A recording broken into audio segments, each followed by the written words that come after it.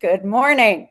It's 8 o'clock, and we are at the intersection where we've been coming since forever, it feels like, but shortly after the beginning of COVID.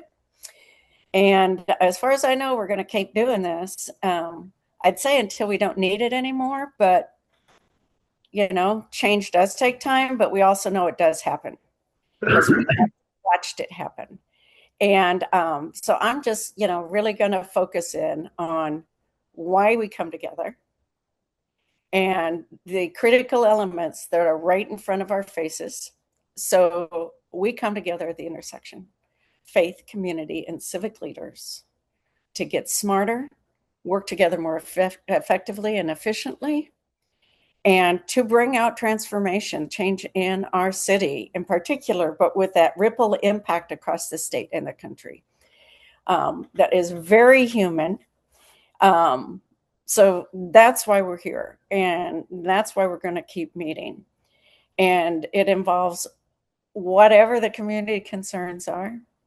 That's what we work on. So we, put together, a $500,000 worth of face masks at COVID, but we've done other things along the way, from domestic violence to immigration. You just name it. And we've been really focusing this year on mental health and also our older adults and how we're moving forward into the future. I was just telling Kristie, who's going to be bringing our briefing this morning, I found it interesting in our last two series of mental health and older adults. There were two things that kind of kept rising in the conversation, whether people were aware of it or not. But one was volunteering, volunteers. How do volunteers work across it would come up. But also young people would come up. We every day are at that turning point of, legacy. What's being carried forward into today. And who are we? And no matter what we do or don't do, we do create a legacy, for better or for worse. So I believe that the people, at least who come to the intersection, are committed for the better, right? For the greater good, for the better. So the things that we have in front of us right now, this is this morning, which we're going to hear about. This afternoon is the roundtable from 3 to 4:30 out at Morgan's Assistance Center. And many of you have been there before. We will be drawing a close to our series and the work on older adults. Not that it's a close. It's not. I don't know why I use that word. But we'll be working a lot of other things this afternoon. The roundtable is a place where we can really roll up our sleeves and work on a particular project, maybe bring a team. Again, it can be about older adults, but I've also invited, say, the planning team for Pathways to Hope. They have any last minute details, and it would help getting together in person. We got a spot. We'll probably have some snacks. Won't cost anything, right? So the roundtable is this afternoon, 3 to 4:30. And we'll put that registration in there for planning purposes, but it's not too late to come. And then on our schedule is Pathways to Hope, which we've been, serenading and repeating to all ourselves. We just kind of start doing it when one's done. We start singing that song again for the next year. But we all know the critical nature of that work in all of our world. And so that's why we've also invited Kristie this morning. So I've encouraged Doug to put that registration link into chat repeatedly this morning for anyone who might be coming late. We've got over 1,000 people registered. We've taken, some of us have put numbers on those registrations and how many we think will be there. I, of course, put in the number 2,000. So you need to help me, I won't say when, but you could help me. Let's get to two. We can do this. And I got to tell you, the lineup this year is as strong as we've ever had it. to take action as individuals and people and families and friends and neighborhoods, through congregations and nonprofits, but also through our city and county leadership. What do we need to do to shift into what needs to be happening? And I really got to give it to the planning team. I really think we've brought it to the point where we need to be now in taking action. So I don't think I need to say more than that, because you've heard and you can read it online. Go to that registration. Think beyond yourself. I'm bringing my granddaughter. I've invited everybody I can think of, but I invite all of you to do the same. Who needs to be there that you think has not yet heard or needs to be invited? And if you just do that for 1 to 10 people, we can count, Doug, right? We can go back through history and count the change that has happened already through Pathways. We need to do this. So I am now handing it over to Kristie. Kristie is the lead coordinator for the youth portion, the youth conference of Pathways to Hope, which this is the second year for that. Although that's not been totally absent, but Kristie has really helped bring that to the forefront and fullness. And so she's going to share with us the why it's so important that we're doing this. And I understand our registrations for that particular portion are over 500 now. That's great. But, we're the 7th largest city in the country. There's young people and people who work with young people. There are parents and there are grandparents, and there are youth group leaders, and there are congregations. There should be at least 2 somebodies from each one of those coming to this next Saturday, really. And it's not too late. So Kristie, that's all I can do. I just gave it my best. And so I'm going to invite yours. Share with us your wisdom and invite us into that. Good morning, everyone. Thank you for allowing me to be with you here today. If you wouldn't mind kind of taking a deep breath with me to kind of start our day off. It is 8:08 right now, so I know that these can get a rather information heavy when you come to at the intersection, and we really appreciate that you come so often to these on Thursdays. Talking about youth mental health is one of my biggest passions. It's what I do as a therapist, as well as working with the families, of course. So, Youth Pathways is not simply another mental health event where adults gather to talk about young people and what they need, which is often kind of how we try to address the needs that our youth have, is more talking about them than with them. So, we're creating a space where young people can actually experience something different. The goal is for the youth to leave knowing 3 things. They are not alone.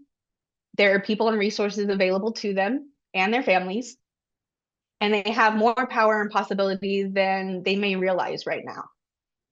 And that's the biggest thing that we can give to our youth right now, is that their voices are important, that their experiences are important. And the only way that we're going to foster that change is to continue to move forward with what we kind of leave at the wayside as adults, because we think, oh, it's just typical teenage stuff.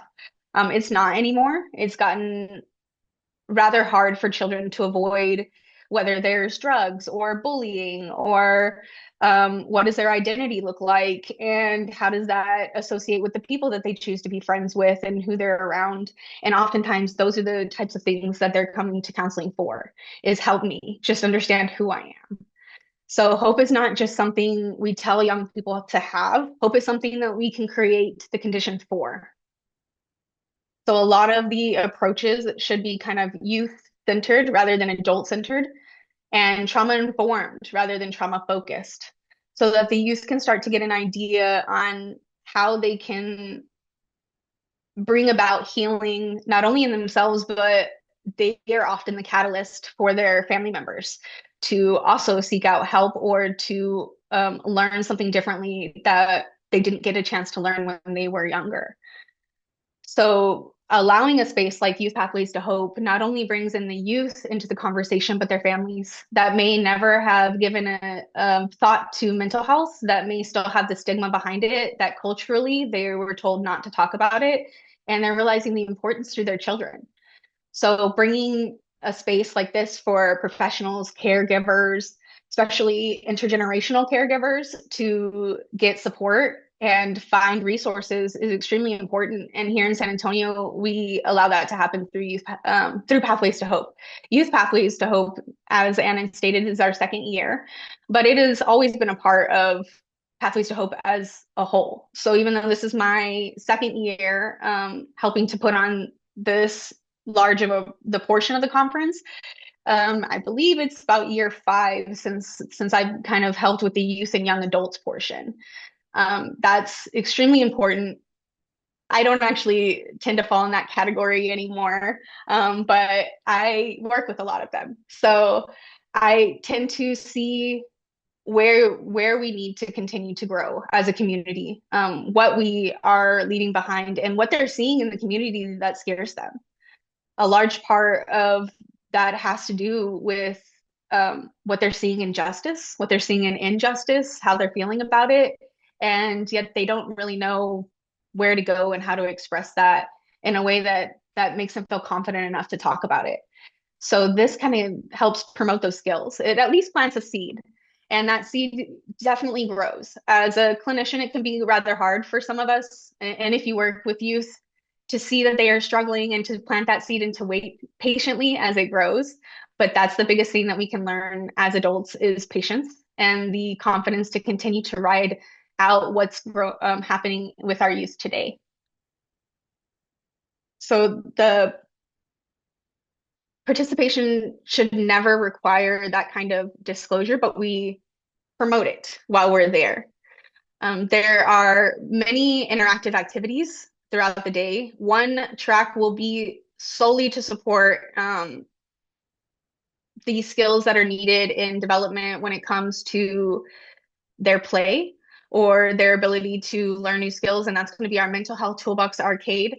And it has many organizations that have graciously allowed us to bring them into a space where they're going to share the large auditorium with other organizations and teach our youth a skill.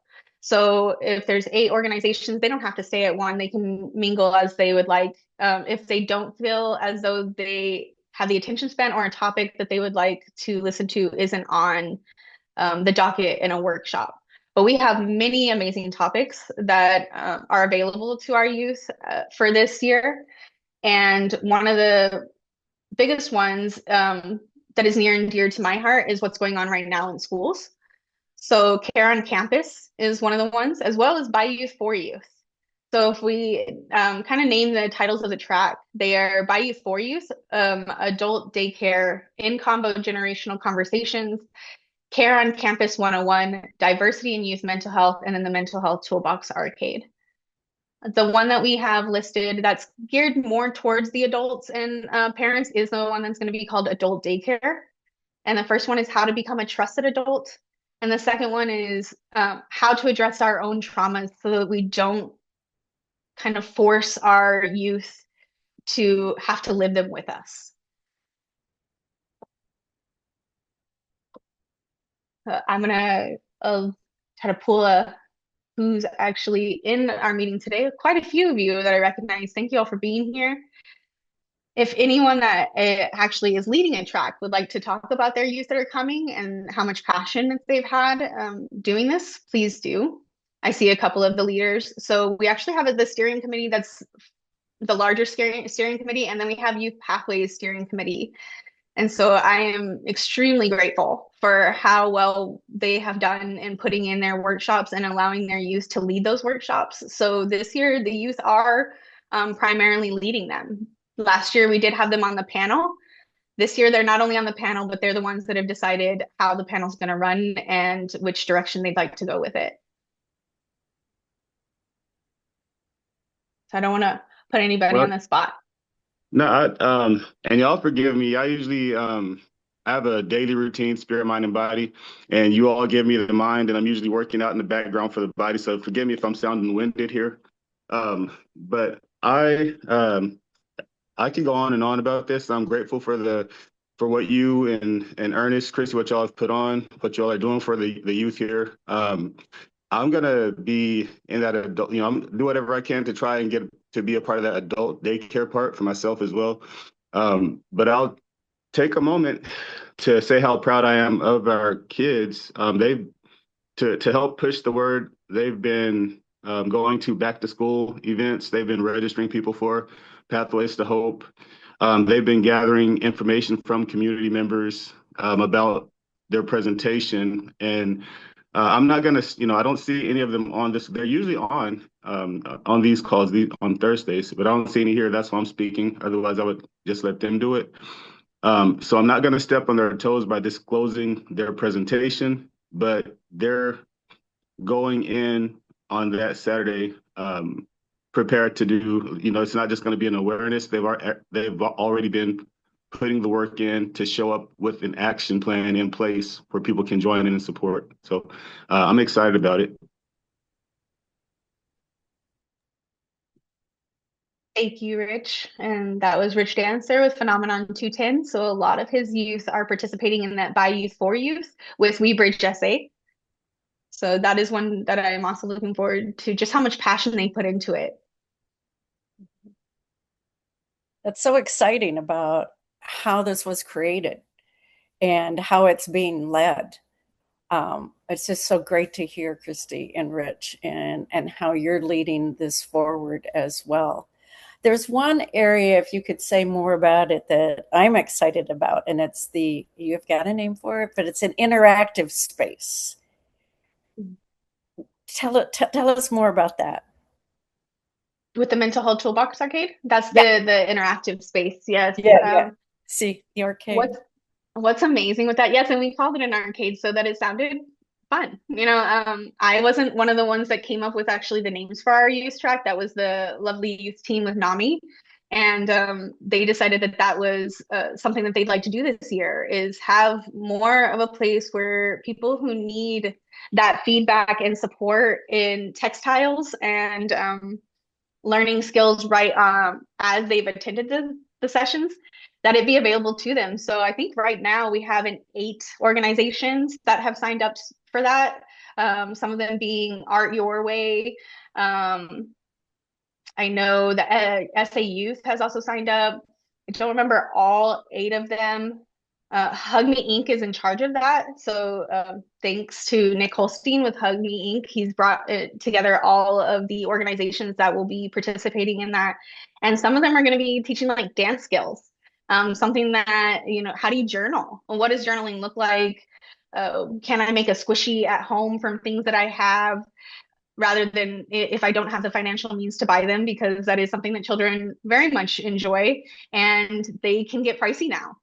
And they're starting to realize how do I belong a part of the group or understand that stress balls actually work.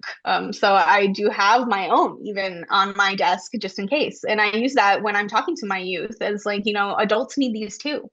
Or the reminders on them that say strong, smart, and fearless.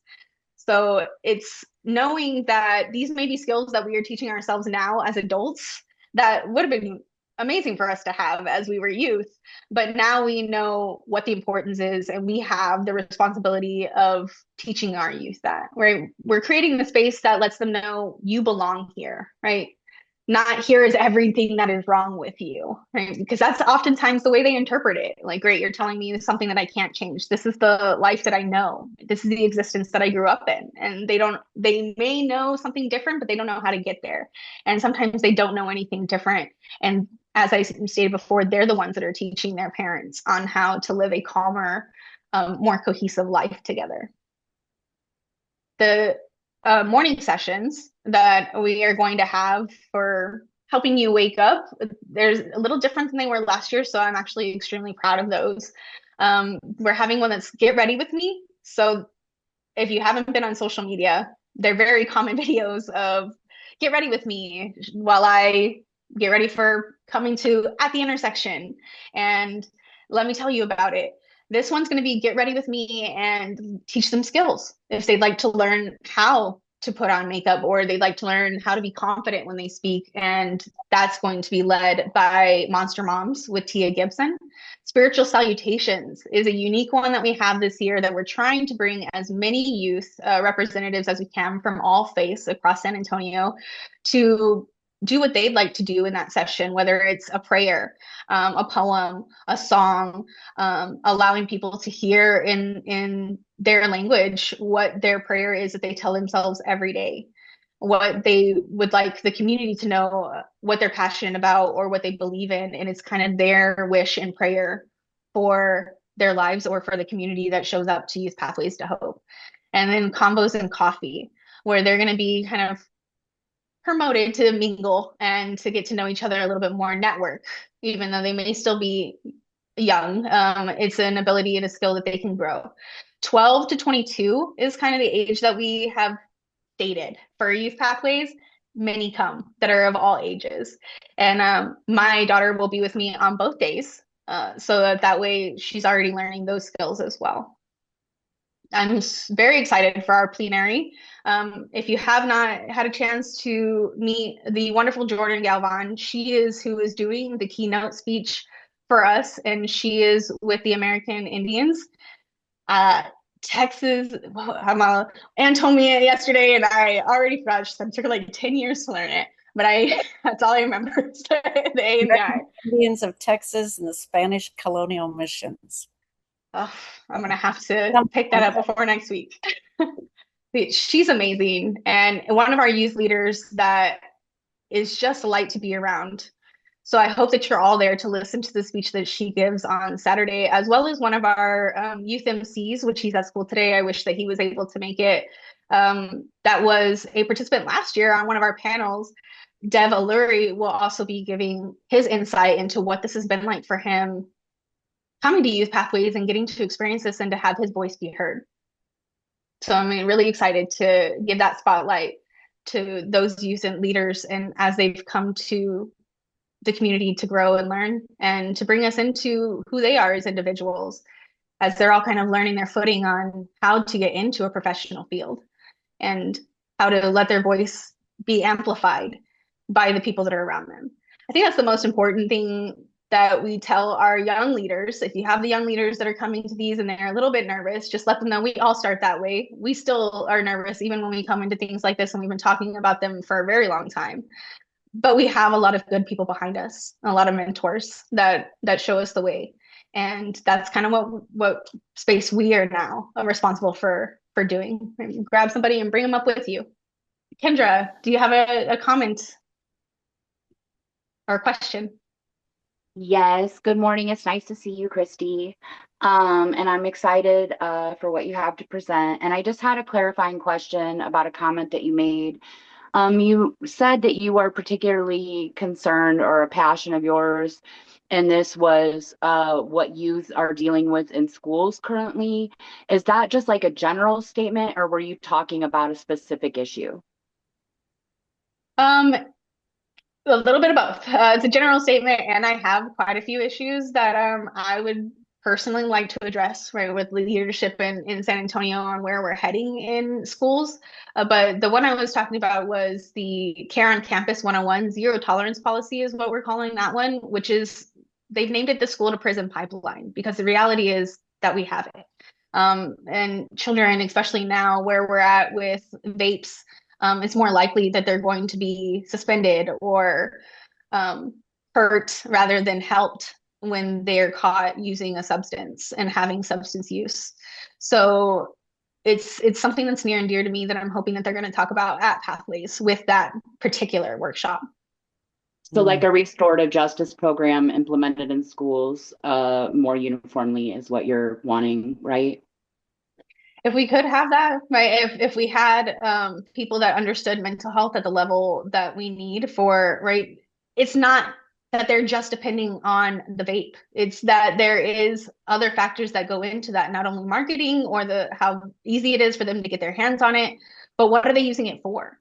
You know, Right. what do they think that they're trying to stop feeling or get rid of or be a part of? And nobody ever actually asks them those questions, right? It's more punishing them rather than helping them. And I think that that's one of the biggest changes for us that have worked in school systems. That's hard for us as clinicians because we're mandated reporters to have to do that. So that's why I was stating the you belong here rather than here is everything that is wrong with you, right? We don't need to tell them more. Yeah, I agree with that so much because just even running summer camp, like kids with behaviors, right? The even violence, I mean, that's stemming from something. It's not like kids just are born and I want to be a violent child, or I want to have issues with my peers. It's stemming from some type of internal struggle that needs to be addressed and restored, and not just like you need to be kicked out of here and you don't belong. So I'm so on board with that. And thank you for caring about that because we do need restorative justice in schools. And it's really unfortunate because, like, at Essence Prep, which was just recently closed, they did have that program. They had an actual restorative justice officer there. And that's how those children were dealt with instead of punitive measures. So thank you for addressing that. That's amazing. Oh, thank you, Kendra. Good. I'd like to be at every breakout, but I don't know how to do that, except by bringing my whole family and sending everybody in different directions, and then we tell each other about it. Yeah. That's a good idea. That's a good idea. Or a group of friends that do that and come back with the information on what you guys learned from the sessions that you belonged in too. So if you're coming with a group of colleagues or anything, maybe coordinate and then let us know what you guys learned from it. This year we do want to kind of follow up with what you guys have been taught in this one. This one is called Take Action. So this year is we really do want action to take flight and allow for not only these seeds now, right? But now they have roots. We're hoping that that's what comes from this year's Pathways, Youth Pathways to Hope and Pathways as a whole. So we're looking for a little bit more data and feedback so that we can bring it to people that allow us to have the Tobin Center and to give us financial support so that we can continue this conference going, so that we have the data to say, hey, this is what the community is saying. This is what the community needs. So we can go to our leadership and say, how do we change this? And San Antonio become or continue to be the compassionate city that it is set up to be. Look at that. Kristie is a volunteer, like many of us. So she's not getting paid to say any of that. So that gives me hope in this world that people younger than myself and many of us and that are leading the way you're leading, Kristie. So thank you for that. Do we have any other thoughts or questions? We're at 8:28. I'm not trying to close. We just try to get the majority of the information in, as you know, by 8:30. So if you've got some thoughts and questions out there, we'd really love to hear them as much as we also want to see you at Pathways to Hope. So, Kristie, you've done a great job with kind of this last minute, let's do this thing. So,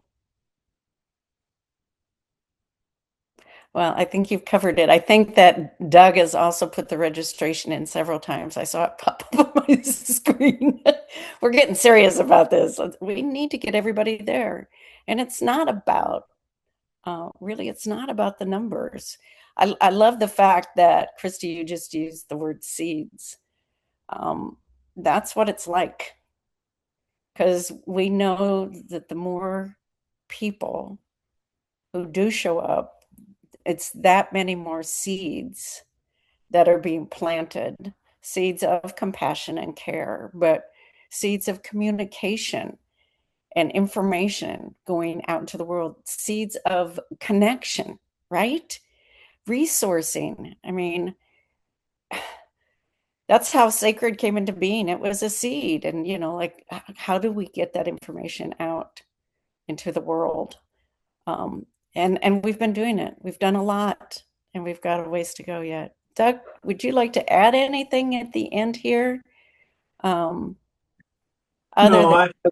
I think when we're talking about taking action this year, we're also the governor of New Mexico is going to be our keynote speaker at noon on Friday, followed by a panel of community leaders And we're going to be focusing on what do we have to do to get traction and move our city ahead, our community ahead in hospital beds and jail diversion and longer term recovery opportunities. And that's going to be that's our chance to hear and our chance to make input on those issues, which are, in the headlines today. And we need the community to be informed and engaged. I'd say we need you, but we need each other. We need all of us. And I can't encourage all of us enough to invite everyone we can think of. And one other thing is the youth conference is so exciting. And when you read the topics like school to prison pipeline and when we hear from youth, and one of the things I want to emphasize that Kristie said is this was a conference, the youth conference on Saturday was really planned by people who work with youth and youth. So it's not Doug Beach or Ann Helmke sitting around dreaming up topics. These were things that the youth are concerned about and want to talk about. So, and I do think, the other thing you said is for youth and for the adults in their lives. Having an adult in a young person's life is really important. And the adults in their lives. Any last thoughts by anybody?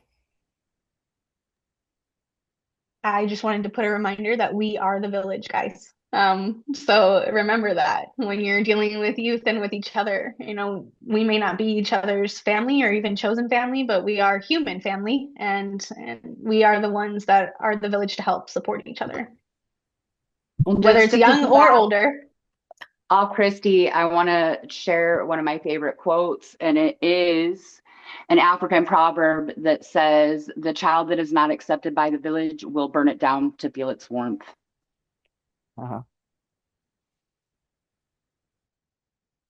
You really know how to do that, don't you, Kendra? Just like, yeah. You guys are my inspiration, the wind beneath my wings. Well, we're going to close early, and that'll give us all a nice big breath. Thank you, Kristie, for starting with a breath, but that'll also give us all a good breath for today. I hope to see many of you this afternoon at the round table, and we can continue to connect. I encourage everybody to bring flyers and brochures and business cards, whatever you need this afternoon. We're going to kind of have an open mic and connect to each other, find out what's happening in the world, and what kind of legacy that we're about and that we're planning to gift our children and our grandchildren. So thank you all for being with us. I hope to see you this afternoon. I hope to see you now a week from this weekend. Have good weekends, and don't get overheated. Stay cool, and love you all. Thanks for seeing me at the intersection. Have a blessed weekend, San Antonio. You